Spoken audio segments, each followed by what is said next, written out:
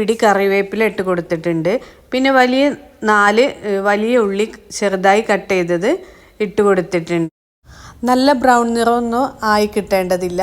ഒന്ന് വഴന്ന് കിട്ടിയാൽ അതിലേക്ക് തക്കാളി ചേർത്ത് കൊടുക്കുന്നുണ്ട്. 4 വലിയ തക്കാളി തന്നെ ചേർത്ത് കൊടുത്തിട്ടുണ്ട്. ഇനി 5 മിനിറ്റ് വഴറ്റി കൊടുത്തതിന് ശേഷം 1 ടീസ്പൂൺ ഉപ്പ്, 1/2 ടീസ്പൂൺ മഞ്ഞൾപ്പൊടി, 2 ടീസ്പൂൺ മല്ലിപ്പൊടി, 2 ടീസ്പൂൺ മുളക് പൊടിയും കൂടി ചേർത്ത് കൊടുത്തിട്ട് നന്നായിട്ടൊന്ന് വഴറ്റിയെടുത്തിട്ടുണ്ട്.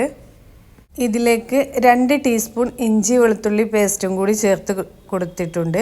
ഇതിൻ്റെ സ്മെൽ മാറുന്നത് വരെ ഒന്ന് വഴറ്റി കൊടുത്തിട്ട് ഇനി ഇതിലേക്ക് 1 കപ്പ് വെള്ളം ഒഴിച്ച് കൊടുത്ത് നല്ലയൊന്ന് തിളച്ച് വരുമ്പോൾ അതിലേക്ക് 1/2 കിലോ ചെമ്മീൻ ക്ലീൻ ചെയ്തത് ഇട്ട് കൊടുക്കുന്നുണ്ട്. ഇനി നന്നായിട്ടൊന്ന് മിക്സ് ചെയ്തിട്ട് മീഡിയം ഫ്ലെയിമിലിട്ടിട്ട് 5 മിനിറ്റ് ഇതൊന്ന് അടച്ചു വെച്ച് വേവിച്ചെടുക്കാം. മുകളിലായിട്ട് ലേശം കുരുമുളക് പൊടിയും കറിവേപ്പിലയും കൂടെ ഇട്ട് കൊടുക്കുന്നു.